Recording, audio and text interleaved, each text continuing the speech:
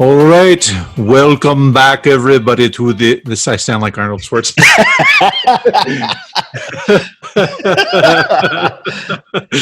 Oh, that's terrible. Oh, you're so cool, Brewster.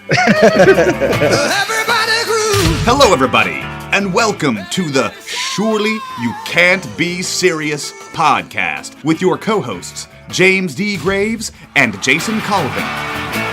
All right, everybody, welcome back. This is episode 2 of our Lost Boys versus Fright Night episodes. Hope you're having a good time with this one. We are loving it, this special Halloween time, talking vampires.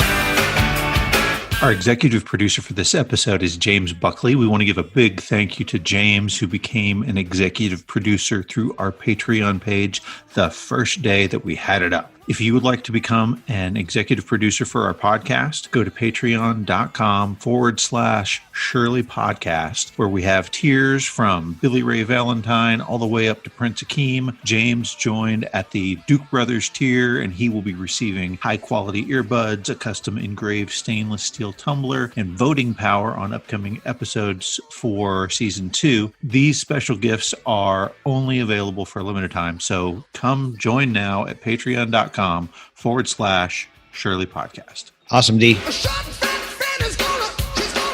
We were talking before about the special effects, and obviously with Fright Night, you have a whole lot more special effects going on. And so I talked about Steve Johnson, the guy who said there was lots of cocaine there, and the guy who did the pencil through the hand and was frustrated at the cut that came about. But he just had a ton of good stories, some of which are absolutely inappropriate to tell on a family-friendly episode. But one of the stories is that, they used acid to burn up the bat creature that they had at the end that was supposed to be Jerry burning up and the skeleton. Well, part of that piece came from Ghostbusters that they had done before. It was just a piece that they thought was too scary for the librarian at the very intro scene. They thought it was too scary, so they didn't use it. So when they're getting to the end of Fright Night and they're looking for more stuff to do and they're out of money, they're like, well, let's just go dig into our old Ghostbusters stuff and see if we can find it. And so they came up with that bat skeleton. And so they melt the skeleton in multiple ways, but one of those ways is with acid. And so Steve Johnson, once the acid has done its thing and everything's melted, he goes over and pours this base,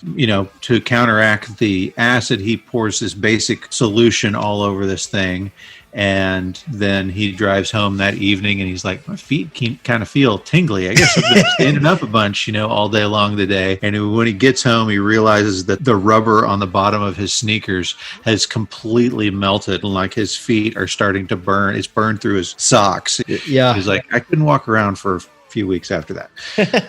That's awesome. One of the things that, as we're talking about special effects, I did want to mention this. We didn't really talk about, some details on these movies. So Fright Night was released August 2nd, 1985, had a budget of $9 million. It took home $25 million. So it was a kind of a surprise hit that fall season. But it is the first vampire movie to spend $1 million on special effects. It's kind of a trailblazer in that way. Oh, yeah. Wow. That's impressive. Okay. We talked about the head of special effects for Fright Night was a guy named Richard Edlund. They had a ton of guys working on this. And we talked about Steve Johnson. But there was another guy named Randy Cook, and he has a bit of an infamous story. They had kind of reached the end of their budget as far as things go for the special effects. And so at some point, they're working through things, and Tom Holland comes over to Randy Cook, and he's like, I need you to do me a favor. He's like, okay. He goes, have you got any plastics left that you can use to make a mask for free?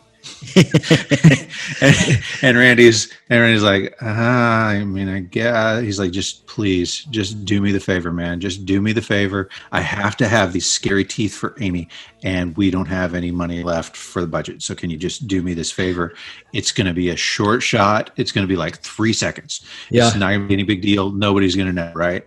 And so Randy's like, all right. And he puts together this very crude, he's just using scraps, basically. It puts together this nasty looking shark mouth for Amy. And it's that that horrible shark mouth. And it didn't go for only 3 seconds in the movie. It was all over the movie. Like it was, you've got this very dramatic scene where like your perspective is looking at her, and Charlie's behind her, not realizing what her face looks like now. So you get this full on, you're looking right at her and this horrible frozen smile, and then she whips around, and he didn't. So William Ragsdale hadn't seen it yet, and so Tom Holland was like, he told Amanda Bierce, don't show it to him until we're filming.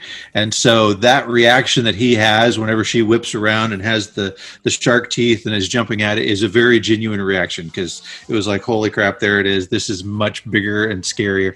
And Randy Cook was like, this thing looked like a big giant glob of crap. I mean, it was horrible. If you zoom in, you get the high def, it looks really, really bad. But not only did they use it multiple scenes and kind of through this whole chase scene in the movie, far more than 3 seconds, but then after they've finished the movie, the poster comes out, and the poster is the face in the clouds. It's that face. And he's like, oh my gosh, I can't believe that I made this thing for free, and now it's everywhere. We talked about this. So, yeah, they had $1 million for effects, and they got to the end of it, and Steve Holland's like, do you remember that $1 million I had for effects? I have $0 and 0 cents left over. Yeah. But the poster, so I've seen this. It's a very well-known poster. It was on the VHS tape and all that stuff. It had never occurred to me that that was Amy's face. Yeah, because it's kind of all you get is the face. You don't have the body, you don't have the hair, you just have that one face. But yeah, it's that poster though. I mean, I have to think that poster got a whole lot of people going in, because that is one of the best posters of 80s movies I've ever seen. I mean, it's really fantastic. Cool. And so I went to go find out who the artist is. It's unknown. It's some guy who was working in the graphics department at some advertising agency threw that thing together, and nobody knows who it was. Nobody stepped up to take credit for it. It's just this unknown guy who has made this iconic bit of history. I mean, maybe more recognizable than a lot of the great classic works of art, and nobody knows who did it. It's pretty impressive. And they used it. I mean, they used it over again for Fright Night 2, which is, did you see Fright Night 2? I did see Fright Night 2. It was half as good as Fright Night 1, probably, or less. I think I saw it as well, but I really honestly don't remember it. I feel like it was maybe more funny, like they were going more for the comedy thing on Fright Night 2. Am I remembering that right? I mean, I guess. I mean, the interesting thing about Fright Night 2 is that Charlie he is in the process of turning into a vampire. He's sort of, what Amy was in the first one. And it's Jerry Dandridge's sister is the bad girl. Oh, right. Yeah. So yeah, I saw that she had watched the movie over and over to study his mannerisms so that she could imitate him in that second one. So here's an interesting story about Part 2. So Tom Holland couldn't direct it. Like by the time they got to that point, he had already started working on Child's Play with Chris Sarandon. And so he was involved in that. So they brought this other director in. Now, Tom Holland was still involved. Obviously, it's his baby, right? But he wasn't directing it. So they brought this other director named Tommy Lee Wallace in. And so Roddy McDowall's in the movie. He's invested in it as well. And at some point, they have to meet with the live entertainment chairman who is discussing the distribution of the movie, right? The guy who's responsible for distribution and marketing, and his name is Jose Menendez. And they go in to meet with him, and it was this horrible meeting. Like he was furious at them for something. I don't know what it was, but it was just like this horrible thing. And so they're like, oh crap, we've made the guy who's responsible for getting this movie out to everybody mad at us. He's going to screw us. And so Tom Holland says to Roddy McDowall, hey, we'll go back, after this weekend, we'll go back, we'll talk to him again. We'll mend the bridges, we'll kiss his butt or whatever, and it'll all be fine. But they couldn't do that, because over the weekend, Jose Menendez was murdered by his sons, the Menendez brothers. Oh my gosh. Are you serious? Yeah. Isn't that crazy? And so, the Menendez brothers. Yeah. The Menendez brothers killed the guy who was responsible for marketing Fright Night 2. Yeah, Fright Night 2. And when Roddy McDowall found out, he quickly called Tommy Wallace and said, Well, I didn't do it. Did you do it? It's terrible. But because of that, I think they only released it in like a one theater in LA and one in New York, and it was pretty much straight to video. I don't think many people saw it in the theater. Yeah. I watched it last year, and I had to get it through Netflix, like the hard DVD copy, and it was tough to get a hold of. So they did the reboot with Colin Farrell. I saw that in the movie theater. They did not capture Lightning in a Bottle second time. He's cool. I mean, Colin Farrell as a vampire is pretty cool, but it just didn't quite work for me. I definitely think the original is way better. Way better. Right. I have seen 2 Lost Boys sequels. Nuh-uh. Yes. You watched those? I watched them, yes. Wow. Do you wish you had that time back? So here's the deal. Yeah. They hook you with Corey Feldman and Corey Haim were in one. Uh-huh. And then Kiefer Sutherland's brother is in it, and it's a lookalike to David. Same. Oh, wow. He looks very, it's Kiefer Sutherland's brother. It looks just like David. Yeah. But there's a lot more skin in this one and sex scenes and that type of thing. But the hook is that one of the main characters from the original Lost Boys becomes a vampire at the very end of one of the movies. So I don't want to give any spoilers away, but I hung around to see that, and I'm like, oh, this is... So don't rush off to see those sequels to the Lost Boys. Exactly. Exactly.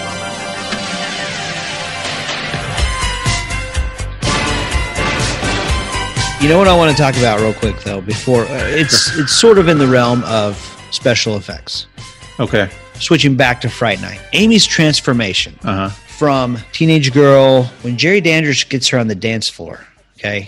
Yeah. And she starts to transform basically from a girl to a woman on the dance floor. Right. They change her makeup and hair mid-dance. I don't know if you've noticed that or not, but... Oh, I totally noticed it. I was like, man, she just, she went down and came back up, and it was like she ran her fingers through her hair, and suddenly it was styled completely differently, and she looks like the queen of the disco all of a sudden. Yes, that's right. So he takes her back, sort of does his vampire seduction thing, bites her, and as she begins to transform, there's some interesting things that happen. Number one, all of a sudden she's wearing this white Marilyn Monroe dress. Right. Her hair grows and turns blonde. Yeah, kind of a red. Yeah, kind of a rusty red kind of look. It was horrible. It's not her original color. No, and it looks terrible. If they had done something actually exotic and sexy, that might have been pretty cool. But that was the only person that they did worse hair for was Roddy McDowall as an old person. That was the worst hair of the whole movie for sure. It looked worse than stage makeup. It was terrible. But go ahead. Okay, but the other thing that they did for the movie is they gave her prosthetic breasts. Okay. So part of the seduction process is we're changing this high school girl into the Marilyn Monroe vamped up prom queen stripper version of herself. Yeah. In the original story, in the novelization, so Jerry Dandridge is supposed to be 400 years old or so. But from the novelization, Amy's transformation to a vampire gives her vampire breasts, right? So she's extra busty. When she is saved by them killing off Jerry Dandridge, she gets to keep those.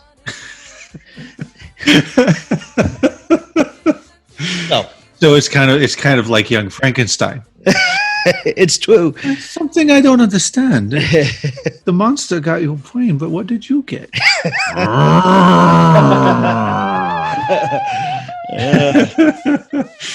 Yeah. So as I understand it, like when she was doing an auction and like signing autographs, she was wearing them and let people come up and feel them while she was wearing them. They were on the table. She said, she wasn't wearing them. Okay. Yeah. It makes it less of a good story. Sorry about that. They'd just be sitting there on the table. You want to feel my breast? No, not those.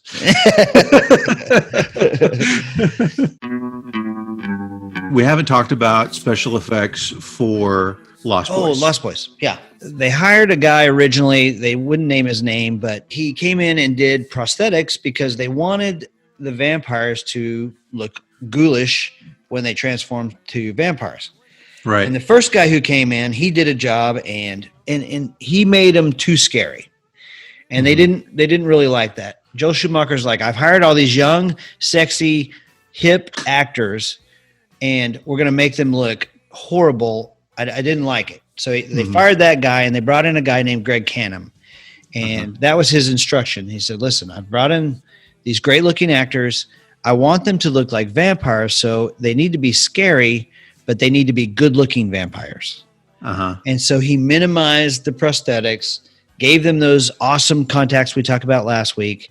Right. And then the fangs that were right next to their incisors just did a great job. They're still creepy, scary, but they still look like them. They still look like them. That's right. Yeah. It's not Jerry Dandridge looking like Sloth from the Goonies. It's Amy. Yeah. Yeah. So, okay, are you ready? Are you ready for me to blow your mind? Yes. On Greg Canham? Yeah. So he obviously has a ton of special effects credits, like The Mask with Jim Carrey. He did Abraham Lincoln Vampire Hunter. He did Watchmen. He's done a ton of stuff, but he's only got 3 acting credits. And of those 3, one of them is a zombie on the Thriller video. That is cool, man. Hey, one of the things I want to talk about, one of the mysteries of Fright Night. Yeah. One of the big question marks about Fright Night is Billy Cole. Yeah. He is the guy who lives with Jerry Dandridge and is his protector. Right. Kind of the Renfield. So the big question is, what is Billy Cole? Right. He's not a vampire. Nope. He walks around in go out daylight. in the sun, right? Right. Yeah. He gets shot in the forehead and doesn't die. Right. And when they finally stab him with a stake, he turns to slime and dust. And yeah. So the big question is, what is he? What do you think he is? Got any ideas? Well, I mean, I've read a couple of theories. One is that he's like this golem that Jerry created out of sand kind of deal, is one idea. And then the other is that he is like a half vampire, like somebody who has been bitten but hasn't bitten somebody else himself, and so he's not fully a vampire like Amy was, where he could still go back. You know, I saw Tom Holland talk about this, and they're like, "Okay, Tom, what is Billy Cole?" And he's like, "I don't know, not exactly sure." God, that's weird. What the hell is Goofy? And that works for me, you know. And there's an interesting perspective to the relationship that he and Jerry have. You know, that there are definitely some homoerotic little shots that they do, but from what I heard, neither one of the actors had any idea about it. It was all something that Tom Holland just kind of structured from the way that he shot the scenes and the way that he wrote it without being overt about it, I guess. So, Right. You know, I've heard that mentioned on both of these movies. Right. So. Yeah. I can tell you that Jason Patrick and Kiefer Sutherland both were like, we weren't ever told that. You know, that's not something that we were playing, and it's certainly not something that we were understood to be the case. Unlike George Clooney, who he said that Joel Schumacher flat out told him, Batman and Robin are gay. We don't talk about Batman and Robin. All right. You don't like the nipples? I don't like the bat nipples. Yeah. The bat nipples and the cod piece. Yeah. Okay, another little tidbit from Fright Night. The song that Jerry is whistling as he sneaks into Charlie's bedroom is Strangers in the Night by Frank Sinatra. According to Chris Sarandon, he wanted Jerry to whistle While You Work from Snow White. Right. But couldn't get permission from Disney for that one. I wonder why. Why Disney wouldn't go for that. Here's a tidbit I found out from Lost Boys that I thought was pretty cool. The comic book store in the movie, it's called Atlantis Fantasy World. It's featured in the movie. It's owned by this guy named Joe Ferrara, who still carries the original #1 issue of Vampires Everywhere that Sam reads in the film. The comic was created just for the movie, and if you go to this comic book store, you can actually have your picture taken with that comic. I wonder if you can hand it back to the guy and say, I don't like horror comics. Okay, I got one for you on Fright Night, all right? Yeah. We talked about the reboots and we talked about the sequels, but 5 years ago when they asked Tom Holland if he would ever like to do a sequel of any of his movies, like, you know, forget the reboots that exist, any movie you could do, he said the one the one that he would like to do is a follow-up of Fright Night, where he brings back the original cast. And the plot is single father Charlie Brewster inherits his mother's home. And soon after moving in, his 2 teenage children become convinced that there's something evil in the house next door, namely Evil Ed, who is squatting in the abandoned mansion, attempting to resurrect Jerry Dandridge. Dude, I could get on board with that. I'm all for it. Let's have that movie. That sounds like a great movie. And I have to think that these actors would be like, yeah, let's do that. What do they got going on, right? Okay. Darcy hasn't been somebody in a long time. I know. Herman's Head was a long time ago. So, but I'll tell you what, one of the things that people mention from Fright Night, when Ed dies, Evil Ed dies, he transforms back from that wolf, gets stabbed, falls over the edge and dies, transforms back to the boy. Remember, the cross evaporates from his forehead. And then what happens? Peter Vincent pulls the stake out. Right. And a lot of people thought, what are you doing, dude? You don't pull the stake out. And so that did leave it open for a sequel. Okay. I will say this. The one thing that I didn't notice that was because it was always around in the 80s, but I'm watching with my 17-year-old and she goes, why do they show every shot 3 times from 3 different directions? I was like, holy cow, they are doing, like, Jerry busts through the window. It's like from like 3 different angles. Right. It's like, I guess that's just something they did. I've just noticed it. And so I told you about it. And then literally 2 days later, I'm watching the Simpsons Halloween special. And it's the one where Bart Simpson becomes a vampire and is right outside of Lisa's window, and he's coming after her, and he busts through the window, and sure enough, they do a shot from 3 different directions. I was just like, Darren Doyle, here we go. We know how to get on these references. They just did a throwback to Fright Night and the 3-break scene. See, it's because they spent so much money on those practical effects that they want to get their money's worth. Right. That's really cool. Okay, so just real quick, I just feel like we should touch on it, okay? Yeah. So the poster for Fright Night is iconic because it's just a beautifully done, engaging. The face is amazing. It's over the suburban house. It's just perfect. And the Lost Boys the poster is also perfect, but in a completely different way. It is them in black and white with this stark red backdrop to where they are. And super just cool. Very simple, The Lost Boys. That's it. It's so super simple, but it is about vampires, but you're sitting there staring at these rock star looking young folks. Yep. It totally grabs your attention. 2 great posters. Okay. So Jason, have you heard the story on the ending of Fright Night? I have. Yeah. There was originally supposed to be a very different ending. And I thought this was super interesting. At the time in the 80s, monster movies are supposed to be, the monsters are supposed to be vanquished and the good guys are supposed to get married and live happily ever after, whatever. But in the original script, it was supposed to be radically different, okay? Charlie and Amy are in their bed, making out, watching Fright Night like usual, right? Like they were at the end of the movie. And there's Peter Vincent, and he comes on and he's introducing a movie, and it's talking about this movie with vampires. And he says, you know what vampires look like, don't you? They look like this. And Peter Vincent vamps out, right? Yeah. And Charlie and Amy are He got watching. bitten by the bat, right? I mean, he got bitten by the bat. He got bit on the arm by the Jerry Dandridge bat. And I remember as a kid watching this going, oh no, he got bit by the bat. Yeah, I thought that guy's going to have to die. That's a shame. Yeah. And he transforms into a vampire on screen, leans forward and says, hello, Charlie. And that's where they cut to the end credits and it rolls. Right. And then one of the producers sees the movie and he calls Tom Holland and he said, what the heck do you think you're doing? Yeah, you cannot let this guy be somebody that the audience falls in love with for 2 hours and then turn him into a vampire at the end. You can't do it. Change it. Yep. It's kind of a brave twist on the plot there.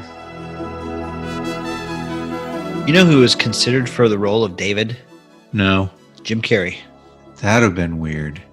Especially since he had just done Once Bitten. Once Bitten. Yeah. Yeah, that would have been very strange. Also, I want to talk about this real quick. In the movie Lethal Weapon, Murtaugh and Riggs are walking down the street discussing how Murtaugh owes Hunsaker, right? And in the background, you see a movie theater that says Lost Boys, this year's hit. Both Richard Donner. Ah, of course. Both Yes. Richard Okay, Donner. that makes sense.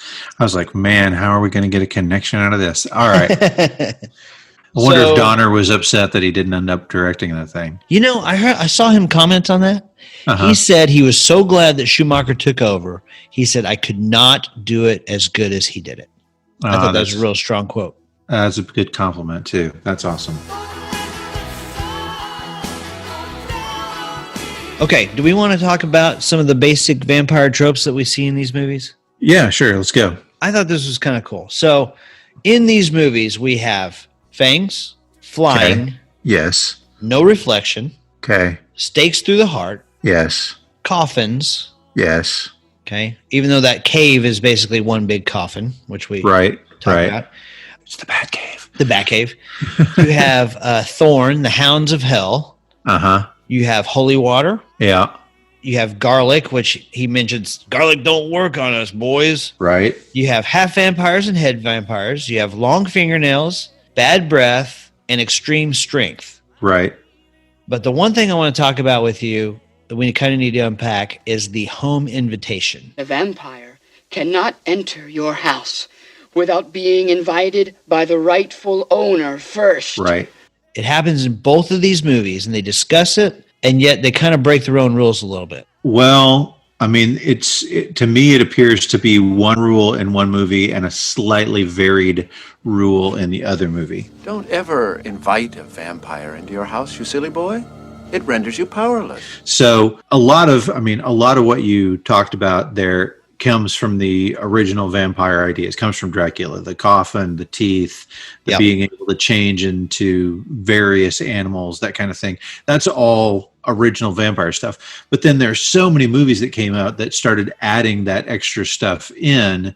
And a lot of that, especially like the inviting the vampire in, that is something that was just, basically came from TV, right? It came from the movies, came from TV.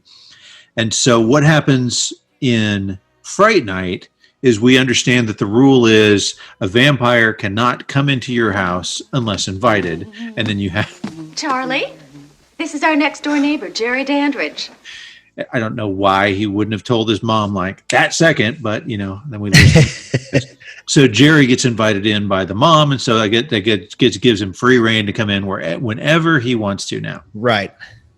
What we find out in The Lost Boys is not that they can't come in if not invited. It's that the magic that works against them is useless if you invite them in. Like he can eat the garlic, he can handle the holy water. None of those little things work. I don't know what would have happened with a stake through the heart, but anyway, none of those magical type things affect the vampire if you invite them in. I didn't invite you this time, Max. But we see all of the young vampires bust through the wall and the windows. They're coming in and they're not invited at all, So I think it was just a variation on what is really a made up trope anyway. I guess they're all really made up tropes, but Sure. I think it's interesting in Fright Night. He does such a great job with it. He's so suave and so cool that he's like, hello, Charlie. Did you see what he was drinking? No. Bloody Mary. Bloody Mary. Nice. And then in The Lost Boys, you have that whole hilarious scene at the beginning or in the middle of the movie when the Frog Brothers are invited over and they feed him straight garlic and they show that mirror right in his face and it startles him and it's this kind of funny scene. All of that, it leads you to believe that Max is not the head vampire, which is a great reveal at the end. Yeah, that was a good way to handle that. That was a great way to handle it. I love both of these movies, man. They're so good. All Okay. right, you ready to talk about soundtrack or what? Before we jump into soundtrack, I forgot to mention this. So I'll just mention it now. So we talked about the sequels. Did you know that there was a discussion about a prequel? Kiefer Sutherland and Joel Schumacher discussed doing a prequel that occurred back at the time that the great San Francisco earthquake had happened that dropped the hotel in, and that was when it was going to take place. And that was going to be like the start of all of the vampires. And I was like, dude, that is another one that needs to be made. That sounds great to me. I'm all on board for that. Yeah. But Kiefer Sutherland said, it was a conversation over a bottle of wine. That's all it ever was. Nothing more than that. I did hear Joel Schumacher discuss the idea of having a new movie called The Lost Girls. That was his idea. That it was basically a group of girl vampires terrorizing town. Yeah, like The Craft or something. Right. Okay. Soundtracks. Let's talk about soundtracks. Okay, so let's start with Fright Night. So Fright Night's soundtrack is done by Brad Fiedel. Yes. Who got the job because he had lucked into this magical movie called The Terminator. At this time in history, digital music was the thing that was coming about, and Tom Holland totally saw that. He was like, I know Tangerine Dream was doing all this stuff like that. Tangerine Dream did the soundtrack from Risky Business, which is freaking awesome. I mean, I've downloaded their stuff in the last week. It's so good. Even though it's that 80s digital stuff, they were masters at it. But Brad Fiedel was doing that same very techno electronic sound to do the soundtrack for his movies, and Tom Holland loved what he had done with the Terminator, and so said, come over here, we want you to be the composer for this movie. So Come to Me was a song by Brad Fiedel that he had done the lyrics for and everything. He was a singer on it, and then when it's the one that's playing whenever Jerry is about to bite her. Yeah. And Tom Holland had to say, you got to lose the lyrics. And Brad Fiedel's like, what? Yeah. And he's like, wait a minute, what am I thinking? This is supposed to serve the movie. So he took it out. Okay. Are you ready for my Come to Me story? But you got something more? Yeah. So I did see all that, and I think it kind of broke his heart a little bit because he did pour his blood, sweat, and tears into the lyrics for Come to Me, right? But when they pulled it out, it worked even better. But I thought this was hilarious. So the movie was released. You have this real seductive song. It's what they play while Jerry is biting Amy and sort of transforming her into the vampires. But Brad Fiedel was at his studio one day and his phone rang.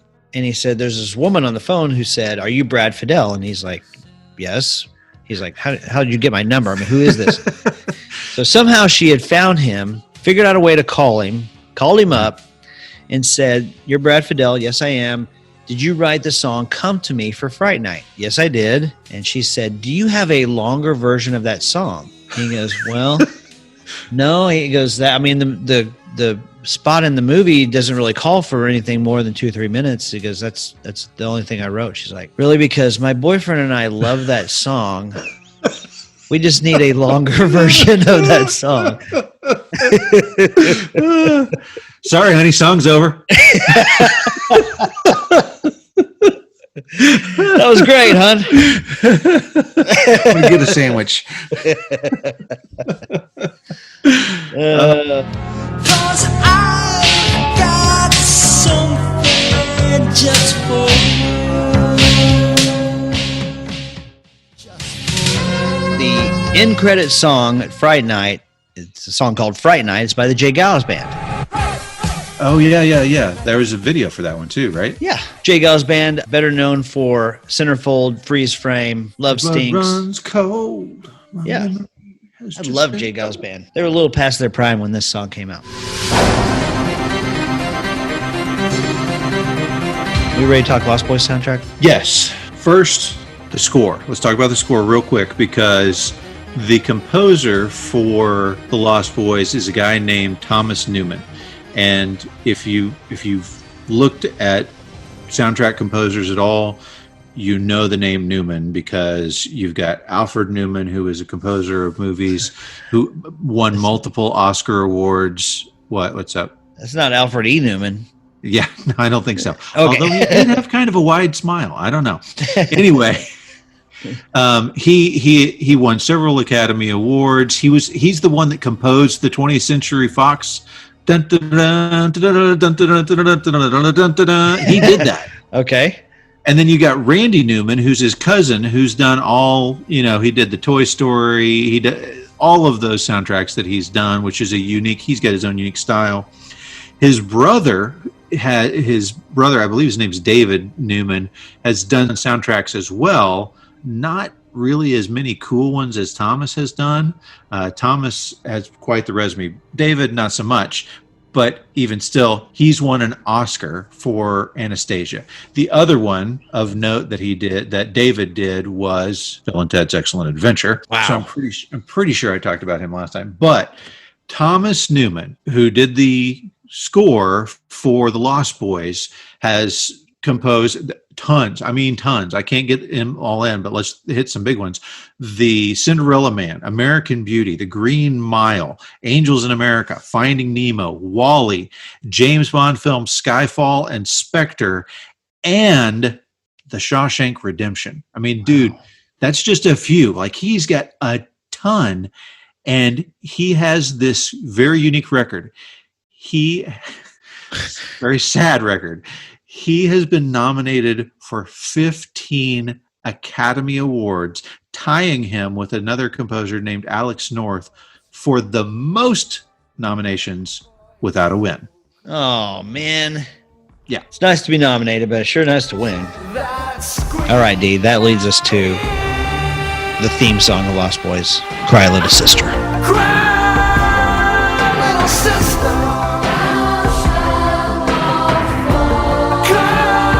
This song is amazing. Yeah, it just makes the hair stand up on your arms every single time, right? Every time. Yeah. The choir of the children singing, thou shalt not fall, thou shalt not kill, thou shalt not die. So good. It's written by a guy named Gerard McMahon. And Joel Schumacher had worked with him previously, came to him and said, hey, I need you to write the theme song for this movie I'm doing. It's called The Lost Boys. He said typically he watches the movie so he can get a feel for it, and he didn't really get a chance to do that, so he wrote it straight from the script. It's kind of an interesting way to do it. He had an idea of what he wanted to do. He knew he wanted the choir of children, kind of give it that creepy feel. Oh, it's successful. Very eerie and moving. They play it 10 times throughout the entire movie.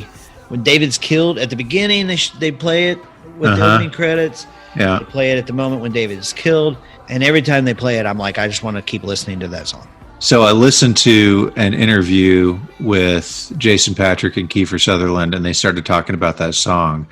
And Kiefer, they're at this like fan base convention. I don't know what it is, but they're obviously speaking to a large crowd of people. And Kiefer Sutherland's like, so I'm looking out of the audience and I'm seeing, there are a few kids.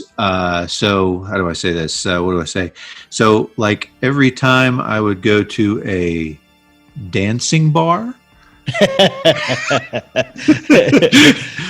that song would automatically come on while I was there. That just, I guess the dancers, when they would see him come in, were like, oh, I got to play that song for my next dance. I know what'll get his attention. Yes. And somehow we hit the stripper songs again. I don't know how we do it for every episode.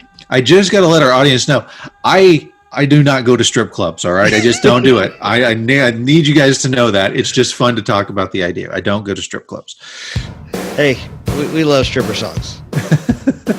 I don't know if you know this or not, but Marilyn Manson actually has a cover of Cry Little Sister. Yeah, he's got a whole lot of covers of a whole lot of good songs that are not as good as the songs that he covers. Totally. Yeah. We can't say enough good things about Cry Little Sister, but there are some other songs on the soundtrack I want to talk about. One of my favorites is the one by the lead singer of Foreigner, Lou Gramm. Yeah. He did Lost in the Shadows, which is that one that's playing while they're racing their motorcycles. Yes. That is a freaking awesome song.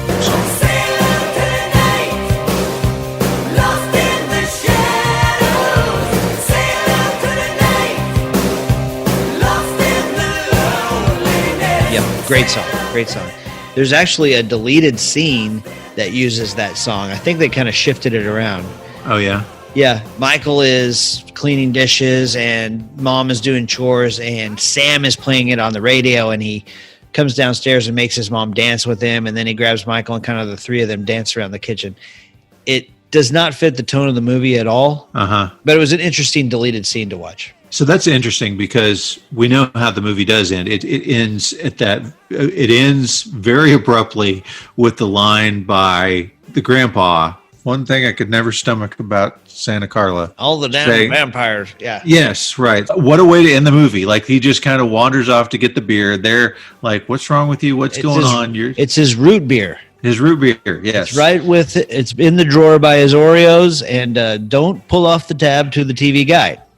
Right. And then the movie ends there. And I can see how, if I was writing the movie, I'd be like, I can't end the movie there. But it was, the way they handled it was great. I thought that was a perfect way to end that movie. Yeah. So, Cry Little Sisters, awesome. Lost in the Shadows, awesome. Yes. You get Don't Let the Sun Go Down on Me by Roger Daltrey, which is a cover of Elton John, right? Right. You have People Are Strange, which is a cover of the Doors song. Right. And then one of the big ones, there were two videos that I remembered seeing for this movie because they showed clips of the movie throughout. And one of those was the Lou Gramm Lost in the Shadows song. Yes. The other one is the one that we've talked about before. Yeah, Good Times, which is In Excess and Jimmy Barnes, which we talked about was kind of the precursor for In Excess' Kick album. Yeah. Now, did you know they didn't make it for the movie? Like, they had already covered the song. It was part of some Australian tour that they were doing, and they did not. And so they covered another Australian band. Do you know this? Yeah, the Easy Beats. Right, yes. Which one of the members of the Easy Beats was George Young, who is the brother of Angus and Malcolm Young from AC/DC. There you go. Another tidbit on that song, Good Times, the original version by the Easy Beats. They played it on the radio. Who was listening to that radio station? Paul McCartney. When that song was over, Paul McCartney called the radio station and said, "Hi, this is Paul McCartney. I want you to play that song again." Did they play it again? Yes, they did. Yes, they did. That's fantastic. All right. Can we talk about Tim Capello, his version of The Call's I Still Believe?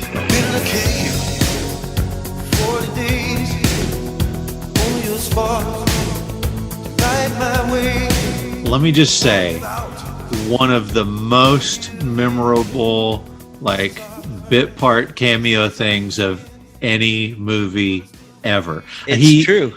He created a character that you were just like, I know that guy every time I see him. He is the sexy saxophonist.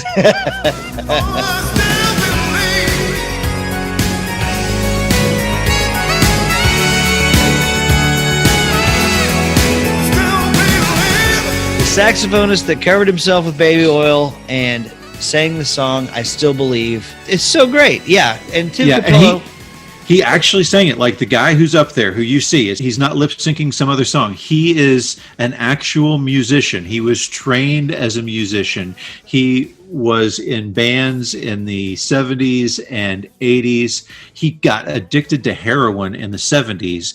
And so in 1979, he quits cold turkey and takes up bodybuilding. And so he has toured with Carly Simon, Peter Gabriel, Garland Jeffries. He was one of the main guys who toured with Tina Turner, but he would do that bit. Like, he would grease himself all up and he'd be next to Carly Simon used to bring him out in a dog leash and a G-string. I don't know what else to say on top of that. That's the whole story. It's crazy, but man, what a memorable guy. Great song, iconic cameo appearance, and just a really impactful moment in the movie. You say Lost Boys, one of the first things people think about is the greasy sax player. Are we ready to move now to Final Judgment? I think we're ready for Final Judgment.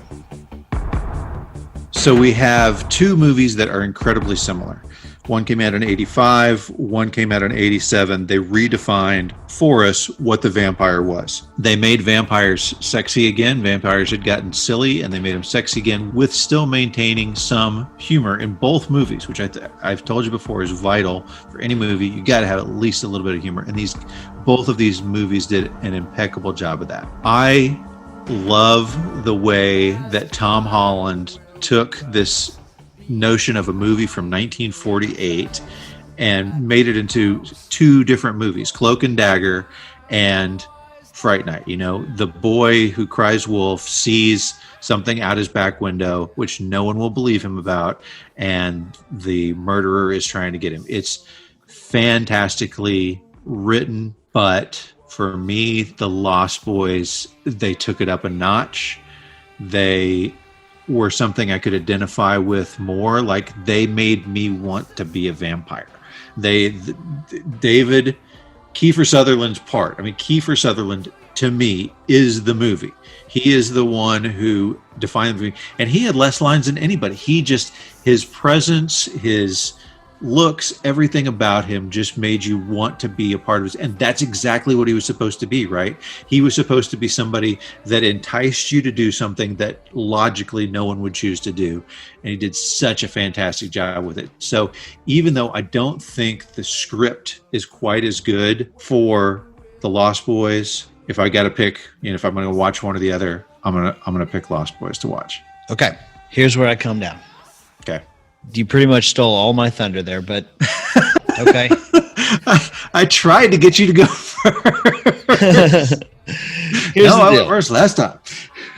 No. This is the deal. I love both of these movies, and a very equal sense. Half of my personality, like the nerd half of me, the nerd half of me that likes to stay up late and watch old monster movies and geek out and think about what would happen if a vampire moved next door to me. That part of me loves Fright Night to death. The rock and roll, cool, motorcycle, rebellious, never die, never grow old, run away with a pretty girl. That part of me loves Lost Boys. So it's a real tough decision for me. I think these are both sort of neck and neck, but neck and neck, he said. But if I want to be honest, I think that Lost Boys is my preferred movie. It definitely had more of a cultural impact on me just from the cast and the style. The soundtrack is definitely one of my favorites of the 80s. The coolness of the vampires in Lost Boys tips the scales for me. It's the one I'm going to go to. It has so much fun, and the twist end and the fun characters and all the laughs. Of course, Fright Night has that too, and I would definitely give a recommendation to both of these, but Lost Boys, I think, is the more enjoyable of these two. But that's where I am. Where are you guys? We sure like to hear when people disagree with us, so weigh in on Facebook, weigh in on Twitter, send us an email. We want to hear from you. Do not forget to follow our page on Facebook. We've been overwhelmed by the support we've gotten on Facebook as well. All right. Jason, it's been fun, man. CD.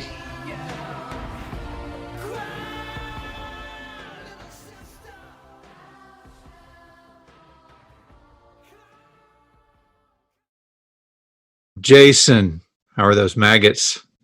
What? Maggots, Jason. You're eating maggots. Oh, you're so cool, Brewster.